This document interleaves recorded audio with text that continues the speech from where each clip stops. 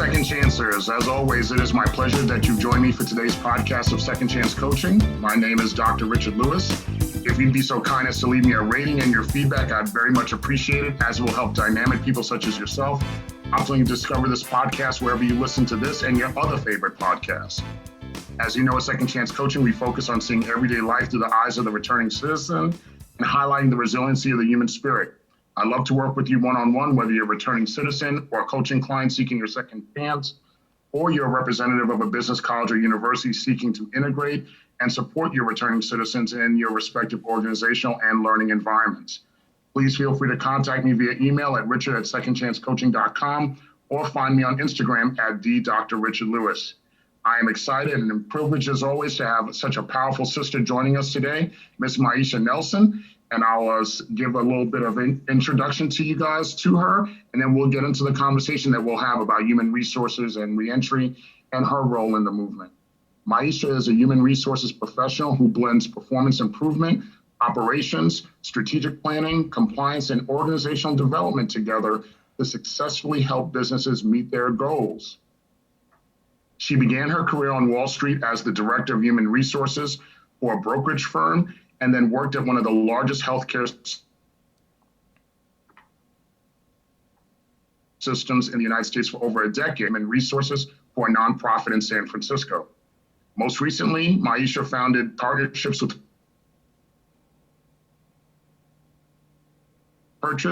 Purpose, also known as the rate of recidivism, specifically for people of color, by helping to reduce the employment barriers that returning citizens face when attempting to enter the workforce. P-Squared works with companies to not only show them the benefits of working with returning citizens, but also to help establish a successful work culture that is diverse, non-discriminatory, equitable, and inclusive. Maisha is on the board of the Northern California chapter of the National Association for African Americans in Human Resources, serving as their vice president of programs. She is also a member of the Society for Human Resource Management and holds the designation of a senior professional in human resources, an SPHR, from the Human Resources Certification Institute. On the side, she enjoys traveling, eating out, volunteering. On the East Coast, she volunteered at the Fortune Society, the Northside Center, and the Eagle Academy Foundation in New York. And on the West Coast, at the East Bay SPCA and City team in Oakland. So at this time, to Second Chance Coaching. How are you doing, sister? Hello. Hi, how are you, Richard? I'm doing well, thanks. How are you? I'm doing fine. So we'll get right to it and start getting into your business right away. So Maisha, so currently you're a director of human resources for a nonprofit. So can you tell us what is it that you're doing professionally there, and what sparked your interest in criminal justice reform and reentry? Sure, absolutely. First, I just want to say thank you, Richard, for inviting me to be on this episode of Second Chance Coaching. I'm very excited to be here and happy to have been able to connect with you the last few months. Professionally, so yes, as you mentioned, I do work as the Director of Human Resources for the Immigrant Legal Resource Center in San Francisco. I've been here for about 2.5 years, and I love the work that I do. I love being in human resources. I've been doing HR work for about a little over 15 years, and it's great because I feel like no 2 days are the same. And if they are the same, then I wonder if something else is happening that I'm missing out on and I need to be looped in. Absolutely. So I love the work that I do. I think over my career, there have been times when HR hasn't been my full-time focus, but it's just been a large part of what I do. I really do love it. And, even as a kid, I always loved volunteering and giving back. I always thought it was something that was very important. I think that, as a kid, I didn't have a job, and so I couldn't give back as far as donating money, but I could give my time. And I think that that's something that's very valuable because it's something that you can't get back, right? So to be able to donate your time to help people, I think is just such a great way to go, and you really can't put a price on it. And my interest in criminal justice reform and reentry, it started back in 2013. So about 8 years ago when I was in New York, I started volunteering at the Fortune Society located in Long Island City. And it's a great organization. They do a lot of reentry work. And I just was there to join as a mentor. And how did I get in touch with them? I was put in touch with them from one of the physicians I worked with at Mount Sinai. He had done a lot of work with him and he knew that there was an interest. And so he was like, check them out. And and I was hooked. And I got to serve in a mentoring capacity, just teaching life skills, just to talk to people and just really helping them navigate what it was like to really re-enter back into just the home space and into workspace. And now that I'm currently in the immigration space, I see reentry from a whole different perspective, in particular the consequences and what that can lead to for deportation for those who are immigrants. No, thank you. I definitely loved during my time at the Fortune Society, we missed each other by about maybe 7-8 years. By the Oh, time man. yeah, I was there from 2004 to 2006. So, but they do great work. They were still in Manhattan when I was there. So they were long into Long Island City by the time you got there. Yeah. Yes. So as an HR professional, and I've done this episode when I talked about, last season, I talked about both sides of the conviction question, where I've talked about being a returning citizen applying for a job and also being the one to hire people, either hire them as returning citizens or admit them into school. But in your position as an HR professional, what do you look for when you're possibly hiring someone who may have criminal justice history or be a return? Yeah, I think the first thing is transferable skills that the candidate may already have, transferable skills. I think that's really kind of the biggest part of it. And some of these skills really could have been obtained from when a person is on the inside. So I just figure looking for what aligns with what the employer is currently looking for is very important.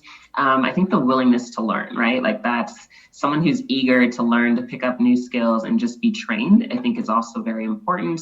They have to be passionate about the work, whatever it is that they're doing. I think a lot of people look at some jobs and say, oh, that's insignificant. It doesn't mean anything, but that's not the case. Every job is designed to contribute to the bigger picture and the overall picture. And I think that's important, just being passionate about wherever you fit in on the grand scheme of things, just being passionate about that part. And what job are you really hiring them into? Is it a job that fits within their skill set? And what does that really mean? And sometimes, depending on the position and the individual, some jobs do require background checks, but it really is up to the employer a lot of times to figure out if those types of checks are necessary and what to do with those. No, wonderful. Okay, thank you. And when you're talking about with background checks, many companies don't hire returning citizens over concerns for negligent hiring lawsuits. What would be your suggestion for other HR professionals to properly onboard a returning citizen and minimize a company's exposure to a negligent hiring lawsuit?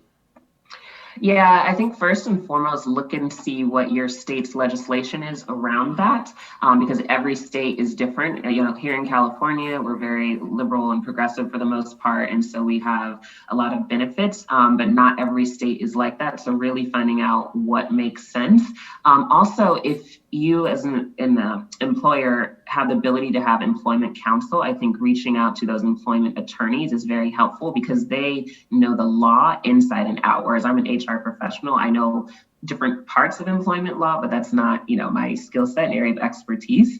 So if you have the opportunity to speak with employment counsel, I definitely advise employers to do that. There's also several bonding and insurance grants that employers can apply for, which is something that I learned relatively recently, but it helps also protect the employer from those negligent suits that might come up.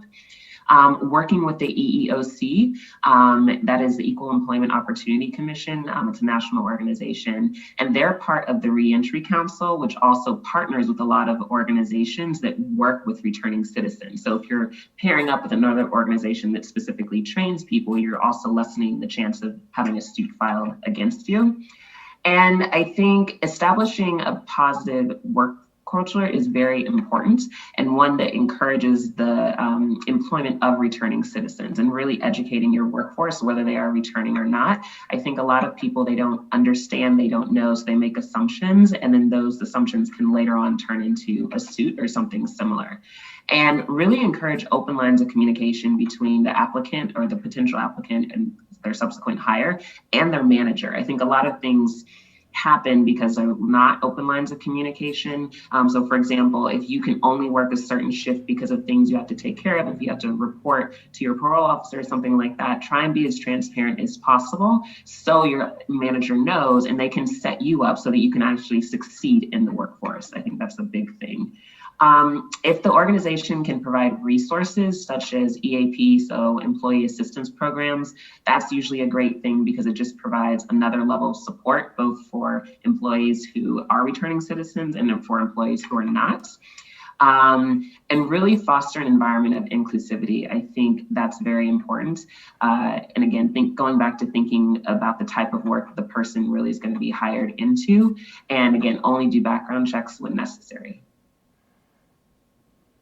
No, thank you for that answer. I mean, I always talk about the way in which we engage employees, that our employee engagement as HR professionals should certainly be optimal, not only for returning citizens, but for all employees. And I think that what you laid out really speaks to that. Thank you. When, based on your experience and working in criminal justice reentry, and certainly you're highly experienced in human resources, what method, and since we're talking about employee engagement, what method or methods should companies use best to promote employee engagement in the workplace? Yeah, that's a great question. I think one of the most crucial things is really setting up that goes back to those open lines of communication between the supervisor and the supervisee. So for example, at the Immigrant Legal Resource Center, all employees, this is in a pre-pandemic world, but all employees have a one-on-one lunch just with their supervisor. So it's a great chance for the new employee to kind of help be onboarded and really get a chance to sit with that person kind of outside the work setting and get to know one another. So I think that's a great start. Making sure you have proper onboarding. So with us, I do onboarding. We have our IT people do onboarding. We have, the first couple of days, your schedule is pretty set of who you're going to meet with to help bring you into the culture of the organization. At the ILRC, we also have what we call culture circles. It's such a tongue twister, but culture circles, which are really designed to talk about the history of the organization and understand why we do certain things and how decisions are made. And I think that really gives new employees a lot of insight on kind of what they're walking into and what the expectations are. I think another thing would just be to have one-on-one meetings with other staff when possible. Just the more people can get to know one another in that work environment, the better. And I keep saying this, so I apologize for being repetitive. Open lines of communication, they are really important and oftentimes underestimated. So yeah. Very important to say open lines of communication, because we always talk about open lines of communication and we have to reiterate it because sometimes that doesn't always happen as much as we preach on it. Can you share with us, what are some of the industry or volunteer projects that you're currently working on? Yeah, so for me personally, as you mentioned in my bio, I recently founded Partnerships with Purpose. And so, as we all know, 2020 was just a terrible year for so many different reasons. And, it really underscored the displays of police brutality and violence that were inflicted specifically upon Black people.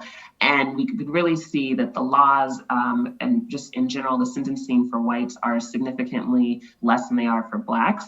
And the families face irrevocable damage and despair, and people are returning home, especially in 2020, to a world that looks very different than it did prior to really mid-March of last year. And so the thing with Partnership with Purpose is to really work with companies to help them understand what they can do to make their workplaces more inclusive and more equitable. Because now everyone's talking about it. The buzzwords, right, are DEI. Everyone's talking about DEI. How can we get a DEI officer? But, saying it and actually doing it are two very different things. And if you have, the desire to really create an equitable workforce, what does that look like? And are you still excluding certain people, in this case, returning citizens? So do you know how to work with a population? Do you understand what it means to be a returning citizen? There are so many different barriers that returning citizens face. And if you don't know how to help navigate that, how are you truly being inclusive? And so the goal is to really work with those companies to educate them and coach them and train them on how to do that successfully. Thank you.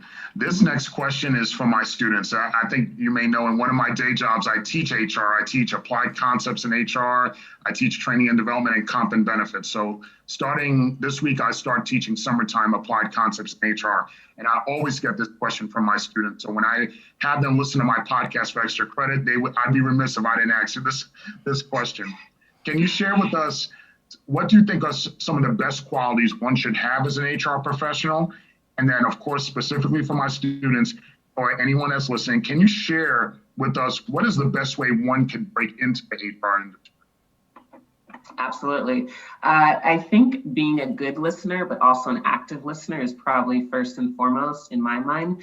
As an HR professional, you're constantly listening to people. It could be other employees, your colleagues, or it could be your employer, like the people in the leadership team and things like that. So being able to actively listen is very important. I think being able to pivot and be flexible, things are always happening, like fires always need to be put out, right? So just being able to stop, switch gears and seamlessly transfer to something else, I think is key. I think HR people, generally speaking, we're very curious, we're inquisitive, we want to know more. And, HR, the rules and regulations are always changing. And so being able to want to learn more, but also have the ability to be able to stay on top of those things, I think is very important.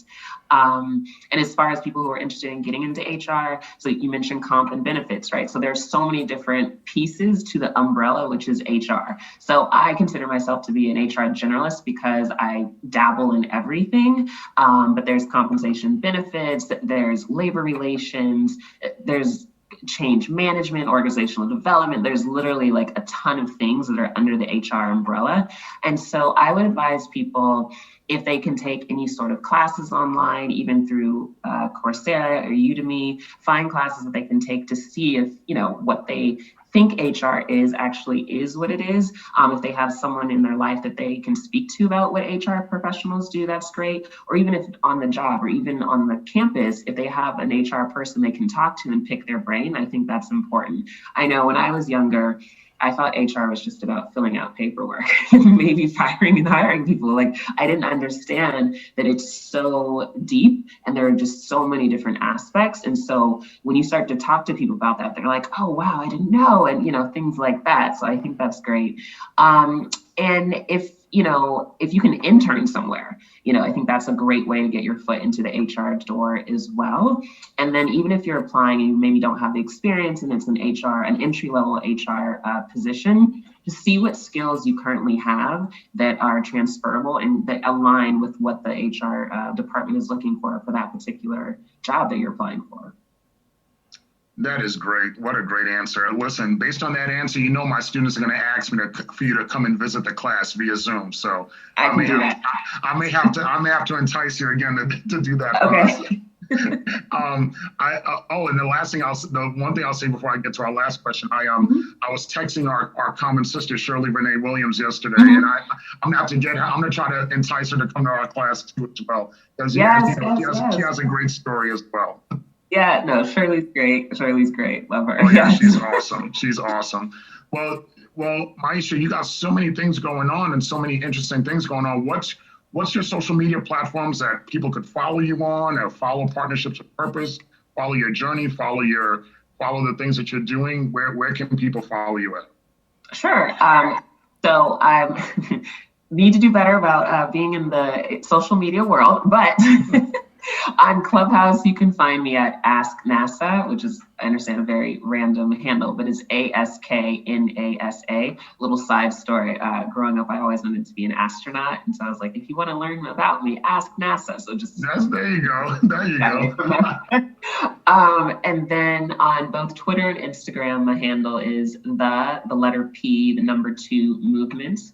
And then the website is the p2movement.com. But I'm also reachable via email. So that would be Maisha at thep2movement.com.